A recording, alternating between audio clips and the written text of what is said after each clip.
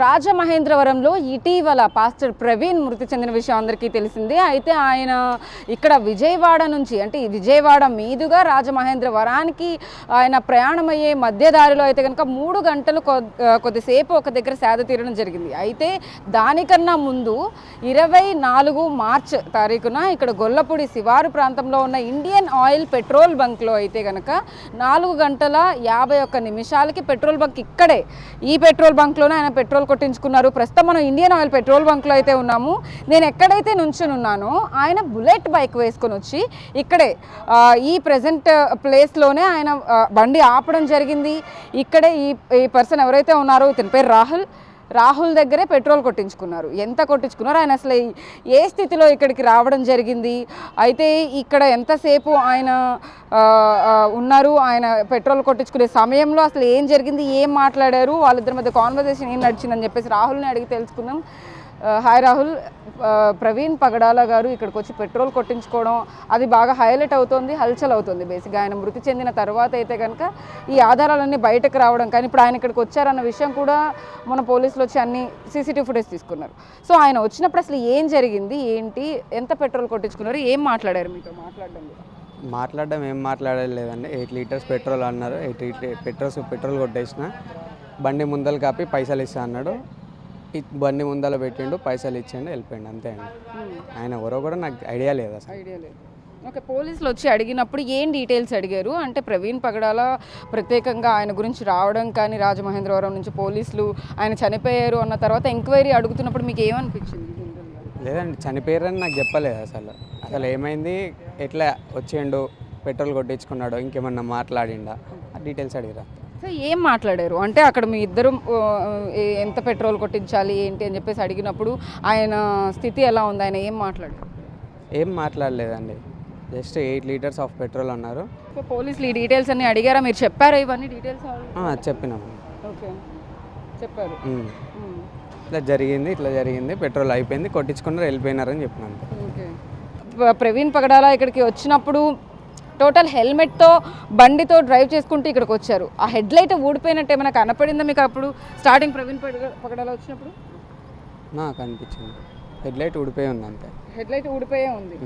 So అంటే ఆయన conversation మాట్లాడేటప్పుడు కూడా ఫస్ట్ ఒక మాట మాట్లాడారు కానీ తర్వాత అంతా తలదించుకున్నట్టే కనపడుతుంది. అంటే మీరు అది గమనించారా? లేదు, అవన్నీ ఇక మేము చూడం కదా, పెట్రోల్ కొట్టినాము, మనీ తీసుకున్నాం, అంతే. అంటే జస్ట్ సైకిల్ ఇలా మాట్లాడుతూ ఆయన మాటల్లో చెప్పారా లేకపోతే తల ఊపుతూ చెప్పారా మీకు ఏమైనా? 8 అని చూపించినారు, నేను 8 లీటర్స్ అని క్లారిటీ తీసుకొని కొట్టినాను. 8 అంటే ఫింగర్స్తో చూపించారా? ఎలా చూపించారు? ఇక్కడ ఇట్లా చూపించాను, అంతే. 800 అంటే లేదు 8 లీటర్స్ అంటే మళ్ళీ తల ఊపిండు, కథం కొట్టేసిన. దానికి కూడా సమాధానం చెప్పలేదు, ఇలా తల ఊపారు, అంతే. ఓకే, సో తర్వాత పెట్రోల్ కొట్టించుకుని ఇక్కడ ఎంత కొట్టించుకున్నారు అన్నారు? 8 లీటర్స్ కొట్టించుకుని 800 పే చేసి వెళ్ళిపోయారు. 872 పే చేసి వెళ్ళిపోయారు, అంతే. ఓకే, పోలీసులు ఇంకేమైనా డీటెయిల్స్ అడిగారు? ఇంకేం లేదు. బాగానే గుర్తుపెట్టుకున్నారు ఇన్ని రోజుల తర్వాత అసలు ఏం జరిగింది ఏంటని చెప్పి? లేదు, ఆ రోజు డబ్బులు ఇవ్వకుండా వెళ్ళిపోయేటోడు, అట్లా అని గుర్తుంది. ఓకే, ముందుకు వెళ్ళిపోయారు డబ్బులు ఇవ్వకుండా. అంటే ఫోన్ పే ఏమైనా చేశారా లేకపోతే క్యాష్ ఇచ్చారా? లేదు, ఫోన్ పే చేశారు. ఓకే, సో ఇంకా అక్కడ నుంచి డైరెక్ట్గా వెళ్ళిపోయారు ఆయన. మీకేం అర్థం కాలేదు ఆయన ఎటు వెళ్తున్నారు ఏంటి? ఏం తెలియదు అసలు, ఇంకా లైట్ కస్టమర్ కదా, లైట్ తీసుకున్నాం. ఓకే, సో అంటిల్ అన్లెస్ అంటే మనిషి వచ్చి ఎవరైనా కానీ కస్టమర్ పెట్రోల్ బంక్లో పెట్రోల్ కొట్టించుకోవడానికి వచ్చిన తర్వాత వాళ్ళు ఎంత పెట్రోల్ కొట్టించుకుంటున్నారు ఏంటి, వాళ్ళు మనీ ఇచ్చారా లేదా అనేది అయితే కనుక ఖచ్చితంగా అది ఇంపార్టెంట్. కాబట్టి అతను వెళ్ళిపోయే సమయంలో అతను మనీ ఏమైనా ఇవ్వకుండా వెళ్ళిపోతారేమో అని చెప్పి డబ్బుల కోసం అయితే కనుక చూశారు. ఫోన్పే చేసేసే ప్రవీణ్ పగడాల ఇక్కడి నుంచి బయలుదేరి వెళ్ళారు. అదే సమయంలో పెట్రోల్ కొట్టించుకోవడానికి వచ్చినప్పుడు మనం 2 సీసీటీవీ ఫుటేజ్లను అయితే కనుక ఇక్కడ తీసుకోవడం జరిగింది. ఆ 2 సీసీటీవీ ఫుటేజ్ల్లో కూడా ఆయన బుల్లెట్ బైక్తో హెల్మెట్ ధరించుకొని ఇక్కడికి రావడం జరిగింది. ఈ రాహుల్ అనే పర్సన్ దగ్గరే ఇదే ప్లేస్లో అయితే కనుక ప్రవీణ్ పగడాల పెట్రోల్ కొట్టించుకోవడం జరిగింది. ఈ గొల్లపూడి ఇండియన్ ఆయిల్ పెట్రోల్ బంక్లో అయితే కనుక పెట్రోల్ కొట్టించుకున్న అనంతరం ఆయన దుర్గగుడి ఫ్లైఓవర్ నుంచి వెంటనే అక్కడికి రామరపాడు దగ్గరికి వెళ్ళిపోవడం జరిగింది. అక్కడ నుంచి అయితే కనుక ఆయన 3 గంటలు అక్కడే సేద తీరడం జరిగింది. అయితే ఈ పెట్రోల్ బంక్లో ఏం జరిగింది అనే ఉత్కంఠనైతే కనుక పోలీసులు ఛేదించేందుకు ఇక్కడ సీసీటీవీ ఫుటేజ్ని తీసుకున్నారు. అసలు ఏం జరిగి ఉండొచ్చని రాహుల్ని కూడా ప్రశ్నించినట్టుగా రాజమహేంద్రవరం పోలీసులు రాహుల్ మనతో చెప్తున్న పరిస్థితి ఉంది.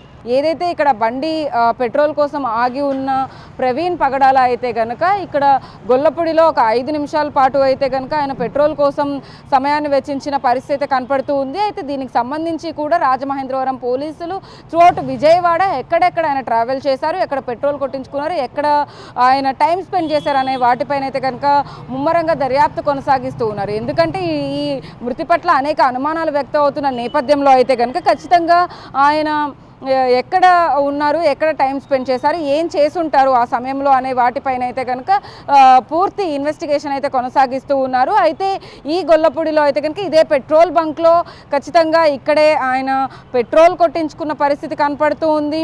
అక్కడ కూడా పెట్రోల్ కొట్టిన అతనికి కూడా కొంత అనుమానం రావడంతో కూడా ప్రవీణ్ పగడాలని కొంచెం గమనించిన ఏవైతే డీటెయిల్స్ ఉన్నాయో అవన్నీ కూడా క్లియర్ కట్గా బిగ్ టీవీ విత్ ఎక్స్క్లూజివ్గా చెప్తున్న పరిస్థితి కనపడుతుంది. ఇటు పోలీసులు కూడా దీనిపైన ముమ్మర దర్యాప్తు కొనసాగిస్తూ ఉన్నారు. కాబట్టి ఈ ఉత్కంఠ మరికొన్ని రోజుల్లో అయితే కనుక వీడే అవకాశం అయితే కనపడుతోందని చెప్పొచ్చు.